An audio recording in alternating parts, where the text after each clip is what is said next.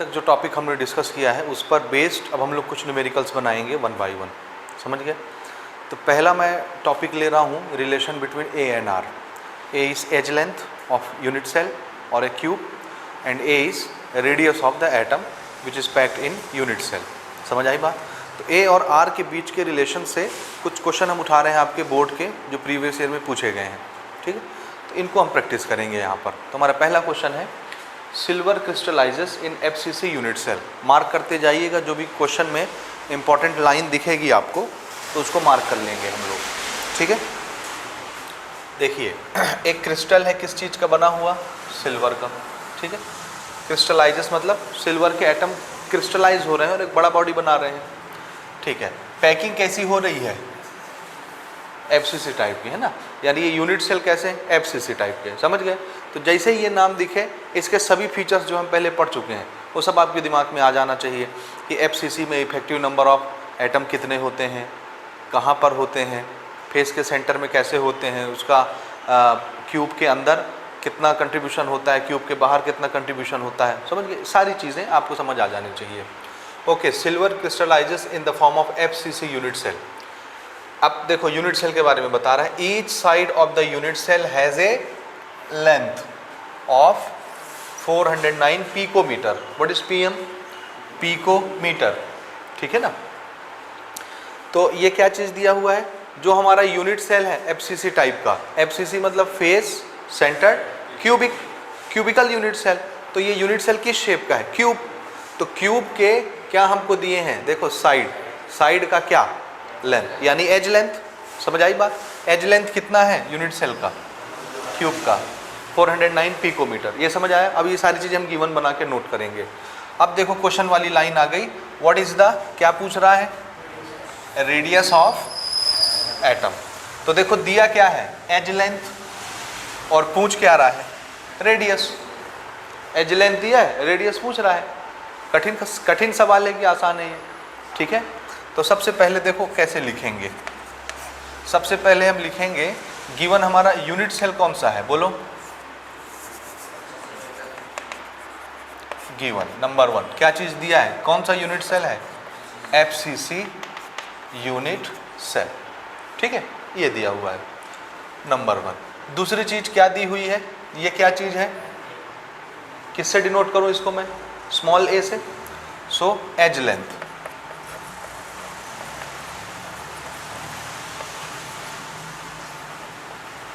Cube ए से denote करता हूँ। और ये कितना दिया है? देखिए 409 picometre. What is the meaning of pico? 10 to the power -12। 10 to the power -12 को क्या बोलते हैं? पिको, याद रखिएगा। सो दिस इज पिकोमीटर, यानी 409 into 10 to the power -12 metre. समझ आया। ये थोड़े थोड़े आपको ये आने चाहिए ना, सफिक्स प्रीफिक्स जो हम लोग यूज़ करते हैं न्यूमेरिकल्स में। क्लास 11th में पढ़ते हो आप लोग इसको। और हमको निकालना क्या है इसमें? रेडियस। ये हमको निकालना है एटम का। तो ये हो गया हमारा गिवन मटेरियल, ठीक है। अब हम जान रहे हैं कि ये एफसीसी यूनिट सेल दिया हुआ है। एफसीसी के लिए ए और आर का रिलेशन हम पहले ही बना चुके हैं इसके पहले की क्लास में। मालूम है किसी को क्या होता है रिलेशन? तो यहाँ पर मैं लिख रहा हूँ we know that for FCC unit cell क्या होता है रिलेशन, बोलिए। एफसीसी यूनिट सेल के लिए under root 2a is equal to 4r। Very good. Root 2a is equal to 4r। This is our relation. अब इसमें a और r दो अननोन क्वांटिटी है। कोई एक देगा, एक हमसे पूछेगा। तो उसने एक दिया है, क्या? एज लेंथ दिया, ये हमसे पूछ रहा है। तो r हमारा क्या बनेगा? r इज इक्वल टू, ये 4 इसके नीचे आ जाएगा, ये दिस इज a। और अपन इसको और इलेबोरेट कर सकते हैं 4 को, समझ गए। या तो आप चाहो तो 4 ही रखो, या इसको 2 इंटू 2 लिखो, 2 इंटू 2। तो एक 2 को और क्या लिख सकते हैं? Root 2 into root 2। तो एक रूट 2 खत्म, क्या बचेगा? 2 रूट 2। तो नीचे 2 रूट 2 ये भी आ जाएगा, समझ रहे। तो a अपॉन क्या बन जाएगा? बस। तो चाहो तो इसमें फॉर्मूले में a की वैल्यू पुट करके सॉल्व कर लो, चाहे इसमें रख के सॉल्व कर लो, कोई फर्क नहीं पड़ता, समझ रहे। तो यहाँ पर रेडियस की वैल्यू कितनी आएगी, ए कितना दिया हुआ है देखो 409। अब ये हमारे ऊपर डिपेंड करता है कि आंसर हम पिकोमीटर में देना चाहते हैं कि मीटर में देना चाहते हैं। पिकोमीटर बहुत छोटी लेंथ होती है, तो चलो हम कोशिश करते हैं कि चलो पिकोमीटर में ही दे देते हैं, नहीं तो मैं इसको क्या लिख लेता 10⁻⁻12। तो इसको हम अभी पी एम ही रहने देते हैं। नीचे 4 लगाना चाहोगे कि ये 4 नीचे लगाओगे तो ऊपर √2 मल्टीप्लाई करना पड़ेगा, या नीचे अगर ये लिखेंगे तो भी चलेगा। √2 की वैल्यू 1.414 मालूम है, √2 की वैल्यू नहीं मालूम। √2 तो आपको याद होना चाहिए, 10th के मैथमेटिक्स में पढ़ते हो, 9th में 10th में, कम से कम √2 की वैल्यू √3 की वैल्यू आपको याद होनी चाहिए। ठीक है, √3 कितना होता है 1.7321 समथिंग ऐसे, और √2 1.414, ये आपको याद हो जाना चाहिए। तो ये हमारा कैलकुलेशन का पार्ट बना, इसको हमको सॉल्व करना है। चलिए शुरू हो जाइए, सॉल्व करके बताइए। डेसिमल एडजस्ट करना आपको आता है, ठीक है, चलिए करिए, मुझे बताइए कितना आ रहा है। और सेम टू सेम जैसे ये क्वेश्चन है, exactly same to same copy paste वो क्वेश्चन है। ये 2009-10 में पूछा गया था, वो 11 में पूछा गया था। देखो लगातार आते हैं इस तरह के क्वेश्चन हर साल, 9 में भी आया, 10 में भी आया, 11 में भी आया, और ऐसे ही 12 में भी आया है, आगे हम लिखेंगे उसको। ठीक है, तो इस फॉर्मेट पर बहुत क्वेश्चन आते हैं इस चैप्टर से, तो नोट करें इसको। तो इसका सॉल्यूशन हमारा कितना आ रहा है जब हम इस पोर्शन को सॉल्व करेंगे, 144.6 पिकोमीटर। ये आंसर एज इट इज़ हम पिकोमीटर में ले रहे हैं ना, ये तो हम चाहते थे इसको 10⁻12 करके -12 करके सॉल्व करते तो आंसर हमारा मीटर में आता, समझ रहे। तो ये हमारा रेडियस आया 144.6 पिकोमीटर। अब वो क्वेश्चन सेम टू सेम इसी की तरह है, same to same exactly same है, सिर्फ यहाँ पर लेंथ 409 दी हुई है, वहाँ पर 400 दी हुई है, क्वेश्चन वही है, इसलिए ये फॉर्मेट भी बिल्कुल सेम है। और यहाँ पर हमारा आंसर कितना आया 141.4 पिकोमीटर। ठीक है, तो सेम टू सेम है, इसलिए इसको नोट कर लीजिए। इसी का एक और फॉर्मेट हम देखते हैं, नेक्स्ट क्वेश्चन जो बिल्कुल इसी तरह का होगा, वो 2012 में आया था, उसको भी देख लेते हैं। क्वेश्चन हम लोग ले रहे हैं, यहाँ पर देखिए सेम फॉर्मेट का क्वेश्चन जो 2012 में आया गया। ठीक है, हमारा क्वेश्चन है टंगस्टन क्रिस्टलाइजेस। टंगस्टन किसको बोलते हैं मालूम है? हाँ किसको? हाँ, बल्ब का फिलामेंट टंगस्टन का बना होता है। ठीक है, इस पर रेसिस्टेंस बहुत ज़्यादा होता है, इसलिए इसको फिलामेंट के तौर पे यूज़ करते हैं बल्ब में। क्या ज़्यादा होता है? रेसिस्टेंस, इसलिए वो हीट होकर के चमकता है। ठीक है, चलिए टंगस्टन क्रिस्टलाइजेस इन, किस तरह के यूनिट सेल में क्रिस्टलाइज हो रहा है ये? BCC। BCC यानी, तो ये पहली चीज़ हमको मिल गई नोट करने लायक। तो हमारा गिवन मटेरियल यहाँ पर क्या बनेगा, हमारा यूनिट सेल किस शेप का है? BCC unit cell. ठीक है, अगली चीज क्या दी हुई है देखो, if the edge of the unit cell is 316.5 picometre, this is edge length of the unit cell. So अगली चीज जो हमको दी हुई है वो है एज लेंथ, जिसको हम ए से दिखाते हैं 316.5 पिकोमीटर, ये गिवन है। और हमसे पूछा क्या जा रहा है, एज लेंथ दिया हुआ है, और पूछा क्या जा रहा है, रेडियस ऑफ एटम, आर पूछा जा रहा है, आर। और यहाँ पर यूनिट सेल BCC है, तो हम लोग BCC के लिए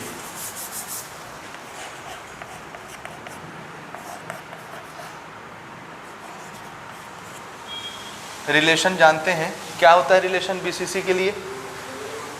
हाँ, √3a = 4r। हमको रेडियस चाहिए, तो r = हम क्या कर लेंगे, √3, हाँ r = 4 इसके नीचे आ जाएगा। ठीक जा रहे हैं, √3/4 × a। अब √3 की वैल्यू हम जानते हैं, क्या 1.732 इंटू a कितना है, ये 316.5 पिकोमीटर में आंसर दे रहे हैं, तो ठीक, नीचे /4। ये तो इजी कैलकुलेशन है, बन जाएगा आपसे, है ना। ये मल्टीप्लाइड बाय ये, ठीक है। ये राउंड ऑफ करके भी आप निकाल सकते हैं, इतना बड़ा कोई इश्यू नहीं होता। राउंड ऑफ करना आता है ना कि नहीं आता। यहाँ डेसिमल के बाद एक डिजिट है, तो यहाँ भी डेसिमल के बाद एक डिजिट बचाओ, बाकी छोड़ दो, समझ रहे हैं। सिग्निफिकेंट का अगर नियम आप जान रहे हैं तो इसको सॉल्व करना मुश्किल से आधे मिनट का काम है, आधा मिनट, 1 मिनट हार्डली, समझ रहे हैं। डेसिमल के बाद 1 डिजिट है तो इसको भी डेसिमल के बाद 8 डिजिट तक रखो, बाकी छोड़ दो राउंड ऑफ करके, अगर आप जान रहे हैं तो। चलिए स्टार्ट करिए बनाना और इसका आंसर मुझे बताइए कितना आता है।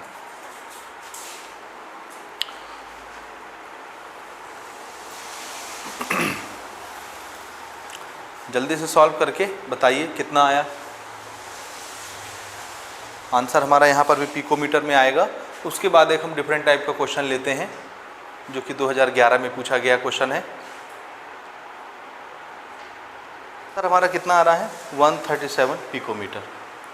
ठीक है, आया है आपका ये, ठीक है ना। नेक्स्ट क्वेश्चन पे आते हैं, उसको ज़रा ध्यान से देखना और इसको थोड़ा समझने लायक क्वेश्चन है ये, ठीक है ना। इससे थोड़ा सा टिपिकल है ये क्वेश्चन। देखो ना, हमारा क्वेश्चन है एल्यूमिनियम मेटल्स। सबसे पहले मेटल कौन सा दिया हुआ है, एल्यूमिनियम। ध्यान रखना, aluminium metal forms a cubic face centred, यानी FCC, face centred cubical unit cell. समझ में आई बात। तो ये क्यूबिकल है, क्यूबिक शेप का हमारा यूनिट सेल है और डिज़ाइन कौन सी है उसमें, face centred closed pack crystal structure. ठीक है, यानी एल्यूमिनियम जो भी क्रिस्टलाइज हो रहा है, बड़ी बॉडी बन रही है एल्यूमिनियम की, उसमें यूनिट सेल किस टाइप के बन रहे हैं, FCC। ठीक है, okay. Its atomic radius is 125 into 10⁻⁻12 metre. What is 10⁻⁻12? Picometre. So this is picometre. 125 picometre क्या दिया हुआ है, radius of atom of aluminium. तो इसको हम गिवन बना के यहाँ पर नोट करते हैं, गिवन। रेडियस हमको कितना दिया हुआ है, 125 इंटू 10⁻⁻12 मीटर। ये पिकोमीटर भी लिख सकते हैं इसको। अब इसमें 2 क्वेश्चन पूछे गए हैं। पहला सवाल है calculate the length of the side of unit cell. क्या मतलब हुआ, एज लेंथ, यूनिट सेल के साइड का लेंथ मतलब एज लेंथ। तो हमसे क्या पूछ रहा है पहले क्वेश्चन में, हाँ एज लेंथ, ए पूछ रहा है, आर दिया है, ए पूछ रहा है, और कौन सा यूनिट सेल है, FCC। तो हमको मालूम है, पहला कैलकुलेशन अपन ले लेते हैं for FCC। What is the relation, FCC में रिलेशन क्या होता है, √2a is equal to 4a, √2a is equal to 4r, a नहीं r। ठीक है, इसमें r मुझे दिया है, a निकालना है, तो √2 को मैं नीचे भेजूंगा, तो इसको ही आगे बढ़ा देता हूं मैं।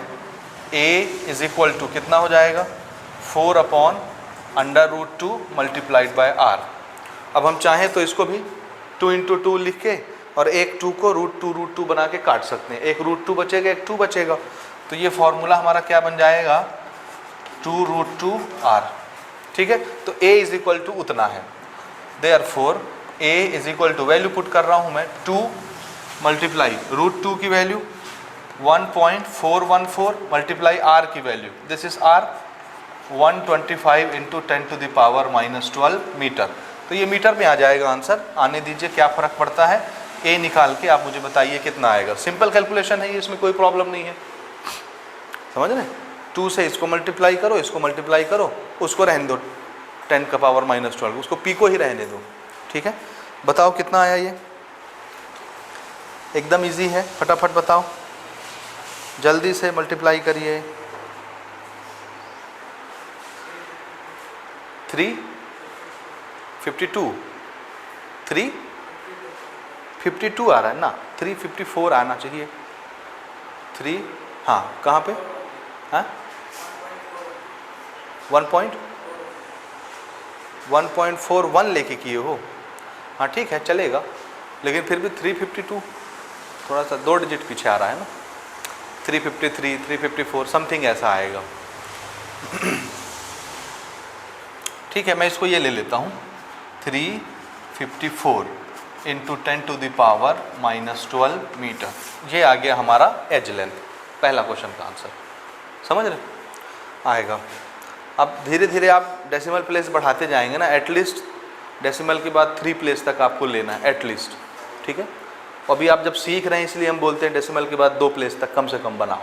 यहाँ पर डेसिमल के बाद कम से कम 3 प्लेस तक आपका आंसर होना चाहिए। ठीक है,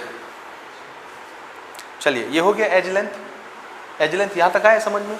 अब देखो सेकंड क्वेश्चन, पहला तो आ गया हमारा, सेकंड क्वेश्चन पे आते हैं। इधर देखो सब, सेकंड क्वेश्चन क्या कह रहा है, इधर देखो, how many unit cells are there in 1 metre cube of aluminium. इस सेंटेंस का क्या मतलब है, क्या मतलब है, इसको समझोगे तब तो बनाओगे, है ना। इस क्वेश्चन का मीनिंग क्या है,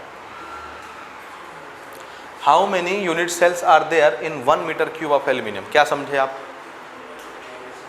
1 मीटर क्यूब के एल्यूमिनियम के ब्लॉक में कितने यूनिट सेल होंगे। यूनिट सेल क्या होता है, representative unit of crystal, solid का रिप्रेजेंटेटिव यूनिट, यानी जो रिपीट हो के ये बड़ी बॉडी बनाया है, तो उसमें कैट हो यूनिट सेल रिपीट हुए होंगे। कितने यूनिट सेल होंगे क्या बनाने के लिए, 1 metre cube of aluminium. What is 1 metre cube, ये मीटर क्यूब किसकी यूनिट होती है, वॉल्यूम की। किसकी, अरे भैया 1 metre length, 1 metre breadth, 1 metre height, length breadth height, cube जैसे बन गया। तो ये क्यूब किस चीज़ का बना हुआ है, एल्यूमिनियम का, भारी है, समझ रहे हो ना। हमने 1 मीटर लंबा, 1 मीटर चौड़ा और 1 मीटर ऊंचा एल्यूमिनियम का रॉड काट लिया, तो क्यूब बन गया, ईंट जैसे बन गया क्यूब, समझ रहे हो। ये एल्यूमिनियम का क्यूब बन गया। अब इसमें कितने यूनिट सेल होंगे ये पूछ रहा है क्वेश्चन, समझे ना, how many number of unit cell. देखो ये बड़ी बॉडी जो है किससे बनी है, किससे बनती है, कौन रिपीट हो के बड़ी बॉडी बनाता है, यूनिट सेल। तो कुछ नंबर तो होंगे यूनिट सेल के ना। अब हमको क्या दिया गया है, ये बड़ी बॉडी का वॉल्यूम, 1 मीटर क्यूब क्या है, वॉल्यूम। वॉल्यूम समझ रहे हो, जैसे इस कमरे की लेंथ ब्रेथ और हाइट को हम मल्टीप्लाई करेंगे तो क्या आ जाएगा, अंदर का पूरा स्पेस, इस कमरे का पूरा वॉल्यूम आ जाएगा। तो एल्यूमिनियम का पूरा वॉल्यूम दिया है, इतना ही एल्यूमिनियम है मेरे पास, 1 मीटर क्यूब वॉल्यूम का एल्यूमिनियम है, समझ रहे। तो इसमें कैट हो यूनिट सेल होंगे, ये हमारा क्वेश्चन है। अब जो यूनिट सेल होगा वो भी किस शेप का है, तो वो छोटा क्यूब है। यूनिट सेल वो भी तो क्यूब शेप का है ना भाई, एफसीसी स्ट्रक्चर है, एफसीसी क्यूबिकल है, क्यूब। तो ये छोटे छोटे क्यूब मिल के बड़ा सा क्यूब बनाते हैं, जिसका वॉल्यूम कितना होता है बड़े वाले का, 1 मीटर क्यूब। मेरी बात समझ रहे हैं आप या नहीं समझ रहे। तो वो छोटे वाले क्यूब कितने होंगे नंबर में, समझे, कैसे निकालेंगे इसको। देखो फिर से बहुत जनरल क्वेश्चन है ये, सब तुम लोग क्लास 10th के मैथमेटिक्स में पढ़ के आए हो, पढ़े हो कि नहीं, बोलिए बोलिए, नहीं पढ़े। अरे भैया एक दीवार है ना, दीवार का वॉल्यूम हम आपको बता दे रहे हैं 1 मीटर क्यूब। दीवार समझ लो, जैसे ये दीवार किससे बनी होती है, ब्रिक से। ब्रिक का शेप भी कैसा होता है, क्यूबिकल, क्यूबॉइड, यही होता है ना। मान लो क्यूबॉइड है, या एग्जाम्पल के तौर पे मान लो क्यूब वाले ईंट हमने इसमें लगाए हैं, क्यूब, समझ में आई बात। और दीवार भी कैसी है, क्यूब जैसी। तो एक दीवार है, इस दीवार का टोटल वॉल्यूम कितना, 1 मीटर क्यूब, है ना। और ये किससे बनी है, ईंट से बनी है। ईंट क्या है, रिपीट हो के इस दीवार को बनाने वाली। तो ईंट क्या हो गई, यूनिट सेल, समझ रहे। तो अब हम आपसे ये पूछ रहे हैं कि अगर इस दीवार का वॉल्यूम 1 मीटर क्यूब है तो इसमें कितने ईंट लगे होंगे। ईंट यानी क्या, यूनिट सेल। कितने यूनिट सेल से ये दीवार बनी है। दीवार बनने के बाद टोटल वॉल्यूम कितना होता है, 1 मीटर क्यूब। तो उस ईंट का नंबर बताओ कि कितने ईंट इसमें लगे होंगे, कैसे निकलेगा। ईंट से ही दीवार बनी है, तो एक ईंट का कुछ वॉल्यूम होगा, वो भी तो क्यूब शेप का है, छोटा सा यूनिट सेल ईंट। तो अगर मुझे एक ईंट का वॉल्यूम पता चल जाए, ध्यान से सुनना, एक ईंट का वॉल्यूम पता चल जाए तो हम क्या करेंगे, एक ईंट के बाद दूसरी ईंट रखें तो वॉल्यूम मल्टीप्लाइड बाय 2, तीसरी ईंट रखें वॉल्यूम मल्टीप्लाइड बाय 3। एक ईंट का वॉल्यूम पता है, एक यूनिट सेल का वॉल्यूम पता है। अब हमको ये निकालना कि क्या ठो लगे हैं, तो कैसे निकालोगे। टोटल नंबर ऑफ वॉल्यूम हमको दिया हुआ है, टोटल वॉल्यूम दीवार का दिया हुआ है। ईंट का गिनती निकालना है, तो कैसे निकालेंगे। बहुत जनरल क्वेश्चन है, तुम लोग उसमें पढ़े हो ना, सरफेस एरिया वाले में, क्यूबॉइड में पढ़े हैं कि नहीं पढ़े हैं, मेंसुरेशन में ऐसे क्वेश्चन पढ़े हैं आप लोग। तो अगर मुझे पूरे दीवार का वॉल्यूम दिया हुआ है और मैं छोटे ईंट का वॉल्यूम निकाल लूँ यूनिट सेल का, तो क्या करना है, पूरे दीवार के वॉल्यूम को किससे डिवाइड कर देना है, छोटे वाले। तो आ जाएगा कैट हुई ईंट लगा। या इसको ऐसे समझो, एक छोटे से यूनिट सेल का वॉल्यूम मुझे मालूम है, छोटे ईंट का वॉल्यूम मालूम है। अब ये कैट हो लगे हैं इस दीवार में, यही ना रिपीट हो के दीवार बनाया। तो हमने मान लिया ये कितने लगे हैं, एक्स ठो। कितने लगे हैं, यूनिट सेल कितने लगे, x। तो एक यूनिट सेल का वॉल्यूम अगर मुझे पता चल जाए, एक यूनिट सेल का वॉल्यूम पता चल जाए और मुझे मालूम है ये कैठो लगे हैं दीवार में x, तो अगर मैं एक यूनिट सेल के वॉल्यूम को x से मल्टीप्लाई कर दूं तो जितने यूनिट सेल लगे हैं इसमें सबका वॉल्यूम आ गया। और सभी यूनिट सेल का वॉल्यूम ही किसका वॉल्यूम है, दीवार का वॉल्यूम। तो अगर मैं एक यूनिट सेल के वॉल्यूम को x से मल्टीप्लाई करूं तो दीवार का वॉल्यूम बन गया कि नहीं, टोटल वॉल्यूम है ना। अब देखो x multiplied by volume of one unit cell is equal to volume of क्या, वॉल, दीवार का वॉल्यूम। तो ये x क्या है, नंबर ऑफ यूनिट सेल जितने हैं। तो अगर मैं देखो x multiplied by volume of one unit cell is equal to volume of wall, यही ना है। तो x बचा के volume of one unit cell को इधर ले आऊं तो क्या आया, volume of wall divided by volume of brick, one unit cell is equal to क्या है यहाँ, x। What is x, number of unit cell, number of bricks, समझ रहे। तो बड़े वॉल्यूम को छोटे वॉल्यूम से डिवाइड करो, हमेशा क्या आएगा, number. Volume divided by volume, unit cancel हो गई, नंबर बचा। मेरी बात समझ रहे। तो यहाँ पर हमको 1 मीटर क्यूब का एल्यूमिनियम ये दिया है, ये वॉल्यूम हो गया बड़ा वाला, और ये बना किससे है, छोटे छोटे यूनिट सेल से।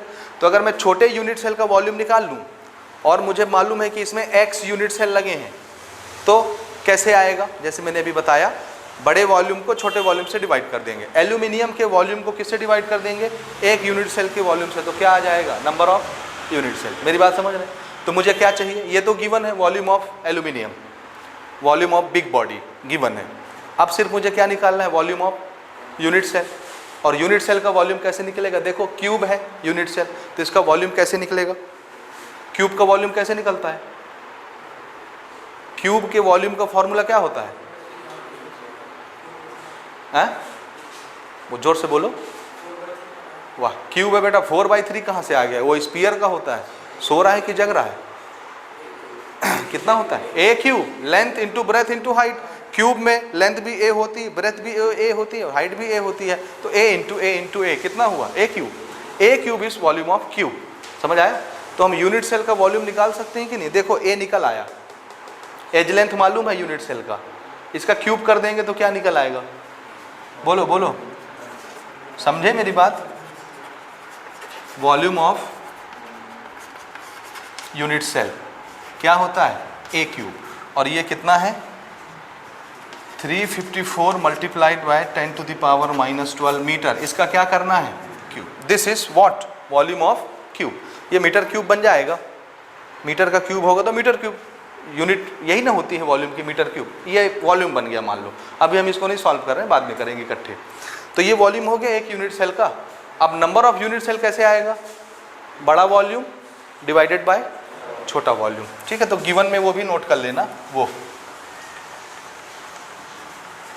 वॉल्यूम ऑफ एल्यूमिनियम कितना है, ये 1 मीटर क्यूब, ये भी दिया हुआ है गिवन में। तो अब हम डायरेक्ट निकाल रहे हैं नंबर ऑफ यूनिट सेल। ये कैसे निकलेगा, volume of aluminium divided bye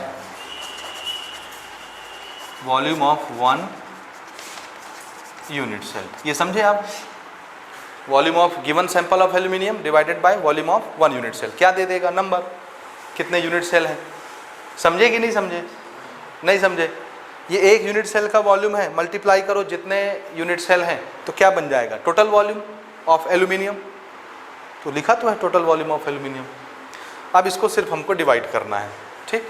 तो यहाँ पर हम इसको लिख रहे हैं, वॉल्यूम ऑफ एल्यूमिनियम कितना दिया हुआ है, 1 metre cube divided by volume of 1 unit cell कितना, ये होगा। तो इसी को हम नीचे लिख दे रहे हैं, 354 मल्टीप्लाइड 10⁻⁻12 मीटर क्यूब को मैं बाहर लिख दे रहा हूँ, पावर 3 और ये मीटर क्यूब। तो मीटर क्यूब ऊपर से, मीटर क्यूब नीचे से कैंसिल, सिर्फ ये सॉल्व होगा। तो इसका हमको क्या करना है, क्यूब, क्योंकि 10⁻⁻12 इंटू 3 कितना हो जाएगा, -36। पावर मल्टीप्लाई हो जाते हैं, एक नंबर के पावर का अगर एक और पावर है तो पावर मल्टीप्लाई हो जाते हैं। तो ये तो हो जाएगा -36, इसका क्यूब करना पड़ेगा 3 बार। अब ये ऊपर छोटा नंबर है, डिवाइड करते बनेगा करके देखो, 10 हमारे हाथ में भाई एडजस्ट हो जाएगा, देखो ना ये 10 टू द पावर माइनस 36 बना ना, ये ऊपर चला जाएगा तो क्या हो जाएगा 10 टू द पावर प्लस 36। अब इसमें कैटो जीरो है आपके पास 36, जितने जीरो चाहिए 1 के साथ लगा लगा के उसको बड़ा कर लीजिए, जितने जीरो लगाने हैं। सॉल्व करिए ज़रा कितना आता है।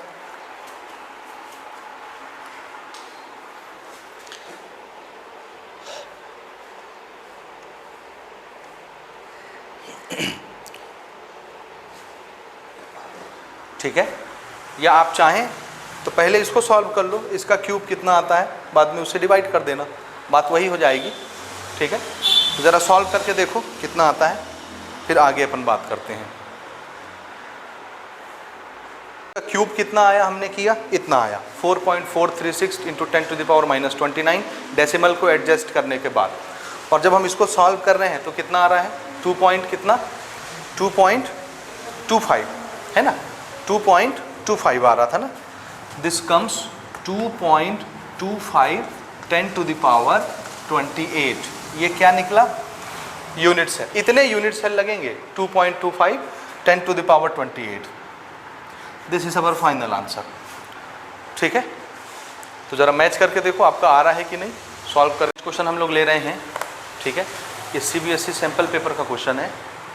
ठीक है, ये क्वेश्चन है sodium crystallises in BCC unit cell. Unit cell कौन सा है, BCC।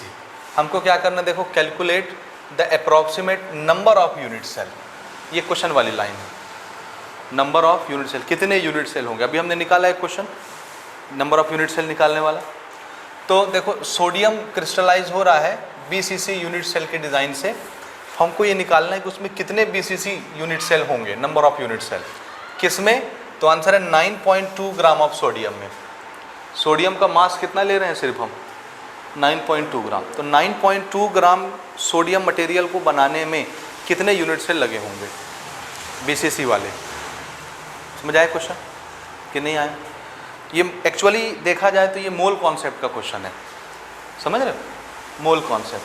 तो थोड़ा सा यहाँ पर मोल कॉन्सेप्ट यूज़ होगा, मैं आपको थोड़ा सा याद दिलाता हूँ। आपने पढ़ा 11th में मोल कॉन्सेप्ट, अच्छे से आता है, अच्छे से नहीं आता है ना। तो आपको मेरा मोल कॉन्सेप्ट पर रिकॉर्डेड वीडियो देखना चाहिए, बेस्ट वीडियो रिकॉर्ड है। ठीक है, चलिए देखिए ना, एक चीज़ छोटी सी चीज़ बताता हूँ जो हमारे काम की अभी ना। देखो किसी भी चीज़ को अगर हम 1 मोल उठाएं, कोई भी चीज़, जैसे सोडियम ही दिया है, अगर मैं बोलूँ मैं 1 मोल सोडियम लेता हूँ तो उसमें कितने एटम होंगे, कितने पार्टिकल होंगे। चाहे एटम पूछें, आयन पूछें, मॉलिक्यूल पूछें, कुछ भी पूछें, 1 मोल में कितने पार्टिकल होंगे। तो हमेशा याद रखिए 1 मोल किसी भी सब्सटेंस में Na पार्टिकल होते हैं। Na पार्टिकल, Na एटम, कोई भी चीज़ है ना, Na एटम मान लो। और Na क्या चीज़ है, एवोगैड्रो नंबर। एवोगैड्रो नंबर किसको बोलते हैं, हाँ ये तो जान रहे हो ना, ये क्या है 6.022 10 टू द पावर 23 एटम्स। इतने एटम्स होते हैं 1 मोल किसी भी पार्टिकल में, है ना। तो इस नंबर को हम लोग Na बोलते हैं, एवोगैड्रो नंबर। तो हम जब भी बोलेंगे 1 मोल किसी भी सब्सटेंस में कितने पार्टिकल होंगे, तो आप क्या बोलोगे, Na पार्टिकल। समझ आया। अब किसी भी चीज़ में Na पार्टिकल का मास, Na पार्टिकल का मास यानी 6.022 10 टू द पावर 23, इतने पार्टिकल, इतने एटम का मास क्या कहलाता है, मोलर मास। समझ आया।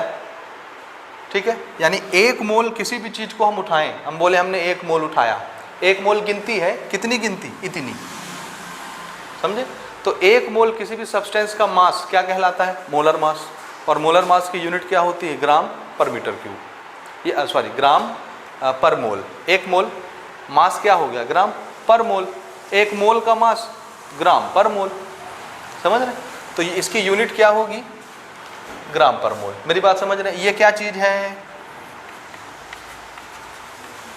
Molar mass. इसको हम कैपिटल M से दिखाएंगे और इसकी यूनिट क्या होगी, ग्राम पर मोल।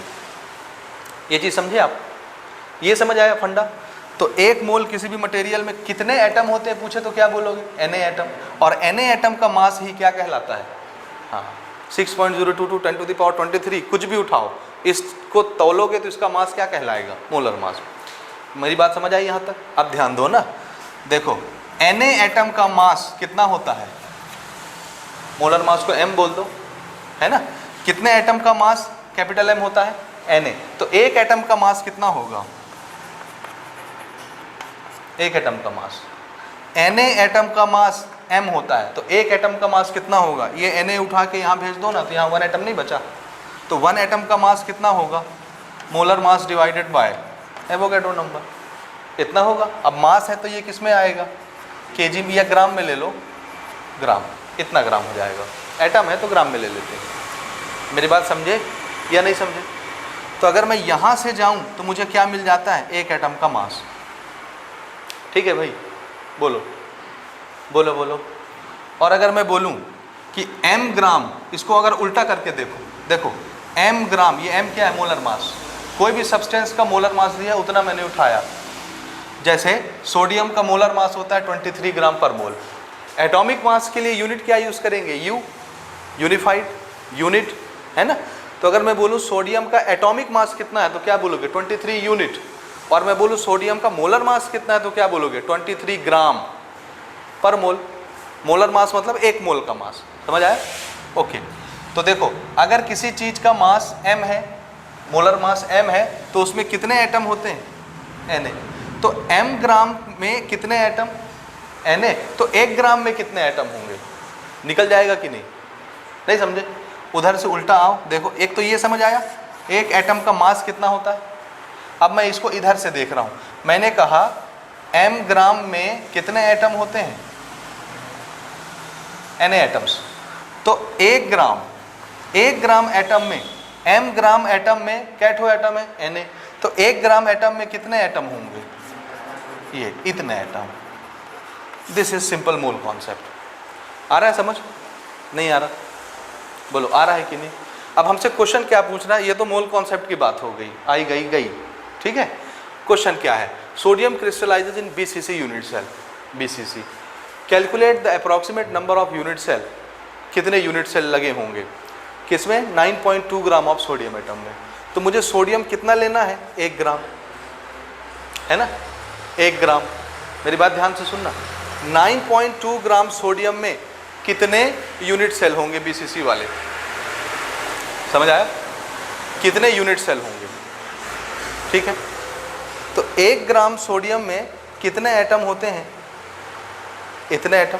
मेरी बात ध्यान से समझना, 1 ग्राम सोडियम में इतने एटम, तो 9.2 ग्राम सोडियम में कितने एटम? इसको 9.2 बनाना है, क्या करना पड़ेगा? 9.2 से मल्टीप्लाई, ये इक्वल लगा है, अगर इधर 9.2 से मल्टीप्लाई कर रहे हो तो इधर भी करेंगे, तो 9.2 ग्राम में कैटो एटम आएंगे। पता चल जाएगा कि नहीं? चल जाएगा। अब ध्यान से सुनना ना, हमारा यूनिट सेल किस डिजाइन का है? BCC। BCC में टोटल इफेक्टिव एटम कैटो होते हैं? हाँ, 12। पगला गए हो का? BCC में टोटल नंबर ऑफ एटम कैटो होते हैं, effective atom. BCC unit cell में इफेक्टिव नंबर ऑफ एटम, अरे 4 FCC में होते हैं, 1 SCC में होते हैं, सिंपल क्यूबिक में। तो BCC में सिर्फ 2 ठो। अरे भैया 8 होते हैं कॉर्नर में, तो 8 का कंट्रीब्यूशन मिला के कितना होता है? 1। और 1 होता है बॉडी के सेंटर में, टोटल 100%। तो टोटल कितना हो गया? 1, 8 कॉर्नर का मिला के 1 और 1 बॉडी के सेंटर का 2, बस 2 ठो। तो एक यूनिट सेल में टोटल नंबर ऑफ एटम कैटो होते हैं? 2 इफेक्टिव एटम। इसको उल्टा बोल के देखो दूसरे तरीके से, कि 2 एटम मिलके क्या बनाते हैं? एक BCC यूनिट सेल। नहीं समझे? 2 एटम से क्या बनता है? BCC यूनिट सेल बनता है। मेरी बात समझ आया? तो इसमें नंबर ऑफ एटम आ जाएगा कि नहीं, कि 9.2 में कैटो एटम है? इसको हम 9.2 से मल्टीप्लाई कर देंगे, यहाँ कर देंगे, तो ये नंबर ऑफ एटम आ जाएगा कि नहीं, कि 9.2 ग्राम सोडियम में इतने एटम है। आ गया नंबर ऑफ एटम। तो मेरे पास टोटल नंबर ऑफ एटम है 9.2 ग्राम में कितने हैं। अब मुझे मालूम है कि 2 एटम मिलके क्या बनाते हैं? एक BCC यूनिट सेल। तो हमसे क्वेश्चन यही पूछ रहा है ना कि कैटो BCC यूनिट सेल बनेगा। तो 2 एटम एक BCC यूनिट सेल बनाते हैं, तो इतने एटम कितना बनाएंगे? कैसे निकलेगा? 2 एटम एक बनाते हैं, तो मेरे पास नंबर ऑफ एटम है बहुत सारे, तो कैसे निकलेगा कितना बना रहे हैं यूनिट सेल? किससे? 2 से। वेरी गुड, समझ आ गया? जितने नंबर ऑफ एटम होंगे उसका आधा यूनिट सेल बनेगा। नहीं समझे? दो एटम एक यूनिट सेल बनाते हैं तो एक एटम कितना बनाएगा? 2 इधर पे, 2 हाफ, 2 से डिवाइड कर देंगे सिर्फ, समझे कि नहीं? फिर से सुनो, दो एटम एक यूनिट सेल बनाते हैं तो 100 एटम कितने यूनिट सेल बनाएंगे? 2 मिलके एक बनाते हैं तो 100 मिलके 50, यानी जितना नंबर ऑफ एटम होता है उसका जस्ट हाफ यूनिट सेल बनता है। 2 मिलके एक बनाते हैं तो 100 होंगे तो आधा बनेगा 50, 200 होंगे तो कैट यूनिट सेल बनेगा? 100 बनेगा, हाफ। तो नंबर ऑफ एटम जितने होंगे उसका हाफ क्या बनेगा? Unit cell. तो हमको क्या चाहिए यहाँ अभी? Number of atoms. यहाँ से निकल जाएगा कि नहीं? निकल जाएगा। ठीक है, चलो मैं इसी को कंटिन्यू कर देता हूँ।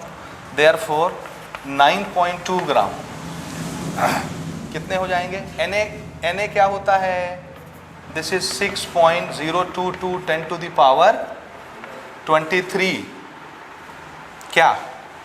नंबर ऑफ एटम पर मोल, पर मोल, पर मोल, यानी एक मोल में इतने atom divided by molar mass. Molar mass of sodium कितना? ये एटॉमिक मास के लिए यू यूज करते हैं और मोलर मास के लिए ग्राम पर मोल, समझ रहे हैं? तो व्हाट इज मोलर मास? 23 ग्राम पर मोल। पर मोल में ये -1 लगा देते हैं पावर, मेरी बात समझ रहे हैं? और 9.2 ग्राम कर रहे हैं इसलिए यहाँ क्या करेंगे? 9.2 मल्टीप्लाई, ये 1 ग्राम सोडियम एटम में इतने एटम, तो 9.2 में इतने एटम। समझ रहे हो? समझ आ रहा है कि नहीं आ रहा? अब देखो, पर मोल कैंसल, ग्राम ग्राम कैंसल, क्या आ जाएगा? 9.2 ग्राम में नंबर ऑफ एटम्स। एटम में तो गिनती ना है, नंबर ऑफ एटम गिनती है, तो कोई यूनिट नहीं बचनी चाहिए, सब यूनिट कैंसिल हो गए, इतने एटम आ जाएंगे निकल के। इसको सॉल्व करना है सिर्फ हमको, देखो करके देखिए कितना आएगा ये। It comes nearly 2.408 10 to the power 23, 2.408 10 to the power 23 atoms. किसमें? 9.2 ग्राम सोडियम में कितने एटम हैं? इतने एटम। कैसे निकला, समझ आया? अब हमको मालूम है कि टोटल एटम इतने हैं और ये मालूम है कि 2 एटम मिलके एक बीसीसी यूनिट सेल बनाते हैं, तो इतने एटम मिलके कितना बीसीसी यूनिट सेल बनाते होंगे? ठीक है, समझे? नहीं समझे?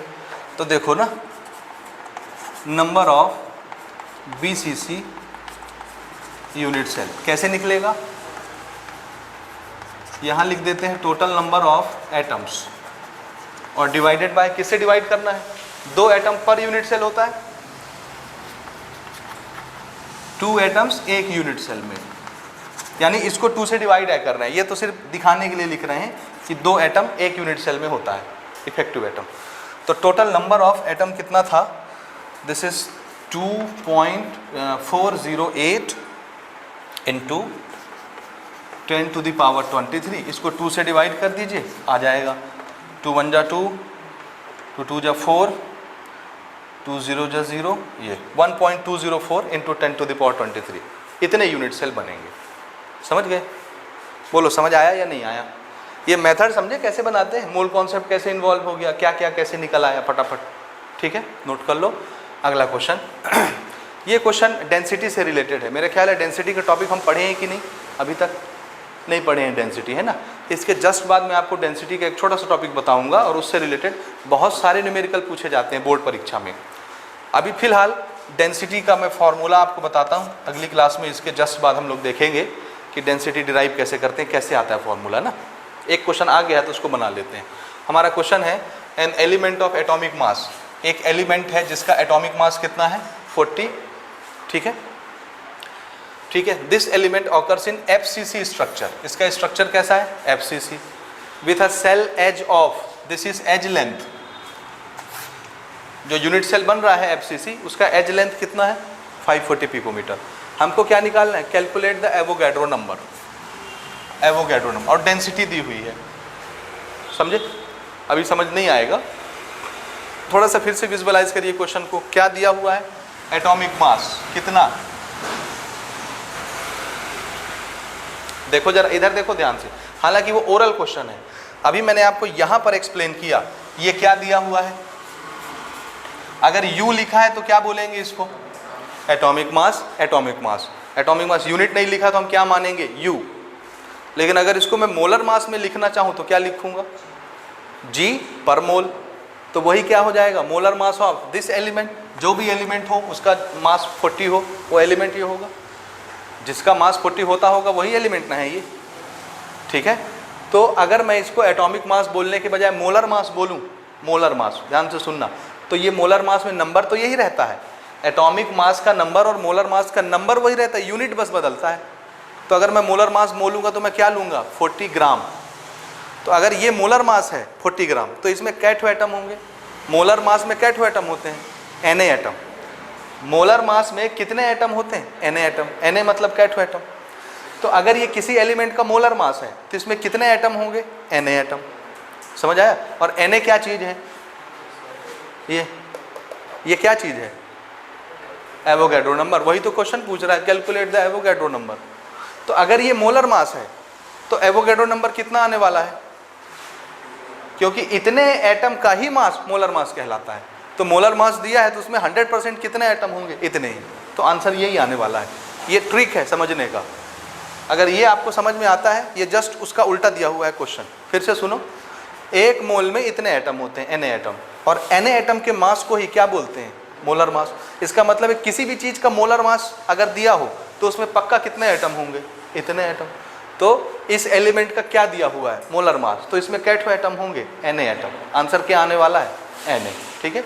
और डेंसिटी इसमें इन्वॉल्व है, तो डेंसिटी का एक छोटा सा फॉर्मूला होता है, density is equal to Z into molar mass divided by Avogadro number multiplied by volume of unit cell.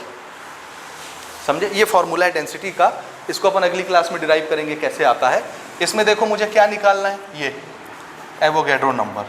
तो डेंसिटी इधर आ जाएगी। डेंसिटी को ना हम लोग रो से भी रिप्रेजेंट करते हैं। ये डेंसिटी के लिए सिंबल ये यूज़ करते हैं, this is rho for density, reserve रहती है ये डेंसिटी के लिए। फिलहाल अभी मैं डी ही लिख लेता हूँ, मल्टीप्लाइड बाय वॉल्यूम। देखो कौन सा है स्ट्रक्चर, FCC। FCC के लिए Z कितना हो जाएगा, बोलिए, 4 हो जाएगा। मोलर मास कितना लिखा है क्वेश्चन में, अगर मैं मोलर मास बोल रहा हूँ तो इसको मैं क्या लिखूँगा, 40 ग्राम पर मोल। एटॉमिक मास होता तो U लिख लेता। वो इसीलिए देते हैं कि आपको मोल कॉन्सेप्ट आता है तो आप शब्दों के बखेड़े में नहीं पढ़िए, उसको आप मोलर मास ट्रीट कर लीजिए, कोई कन्वर्जन नहीं, सिर्फ यूनिट बदल जाता है, समझ रहे। अच्छा, D is density and density is how much, 1.7 gram per centimetre cube. और volume, volume of unit cell कैसे निकलेगा, ये दिया है एज लेंथ और ये क्या है, क्यूब। A दिया हुआ है, A दिया हुआ है कितना, 540 पिकोमीटर।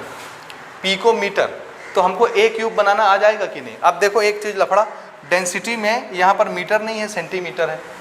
तो हम चाहें तो इसको सेंटीमीटर बना सकते हैं।